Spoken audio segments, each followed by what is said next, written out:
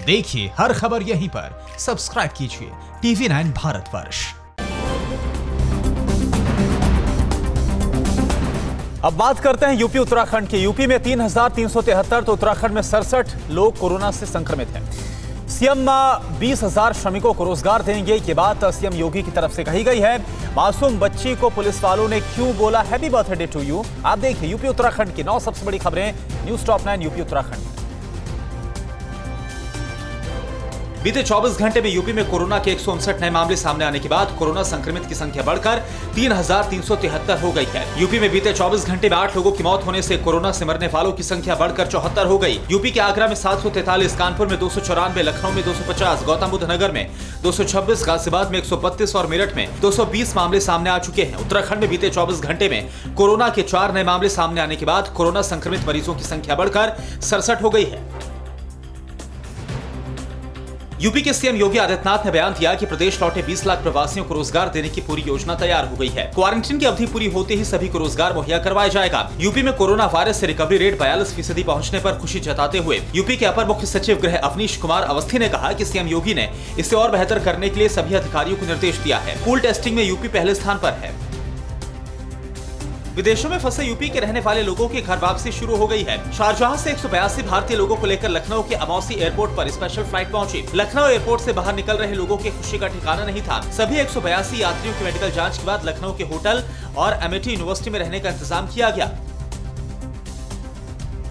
गौतम बुद्ध नगर में कोरोना से संक्रमित दूसरे मरीज की इलाज के दौरान शनिवार को मौत हो गई। नोएडा के डीएम सुहास एलवाई ने कहा कि बीती रात 62 साल के कोरोना संक्रमित मरीज को ग्रेटर नोएडा के जिम्स अस्पताल में भर्ती करवाया गया।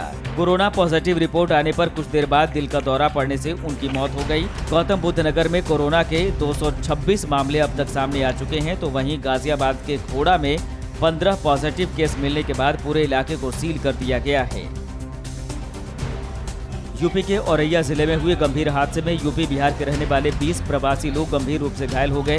सभी लोड क्रेन में सवार होकर अपने अपने घर वापस लौट रहे थे, तभी औरैया में टायर फटने पर क्रेन पलट गई और बड़ा हादसा हो गया। हादसे के बाद मचे हाहाकार पर मौके पर पहुंचे लोगों ने क्रेन के नीचे दबे लोगों को बाहर निकालकर अस्पताल में भर्ती करवाया।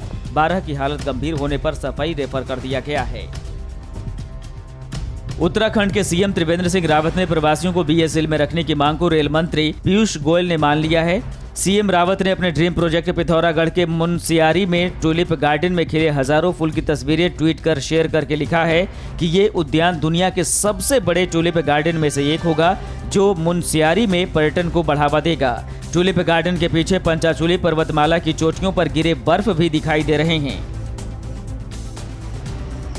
भदोही के बाहुबली विधायक विजय मिश्रा ने भदोही टोल प्लाजा पर टोल वसूली पर भ्रष्टाचार का गंभीर आरोप लगाकर केंद्रीय मंत्री नितिन गडकरी से कार्रवाई करने के लिए खत लिखा है। विजय मिश्रा पर आरोप है कि NH2 के लालनगर टोल प्लाजा पर सॉफ्टवेयर के जरिए हेराफेरी कर रोजाना केंद्र सरकार को 2.5 लाख रुपए का चूना लगाया जा रहा है।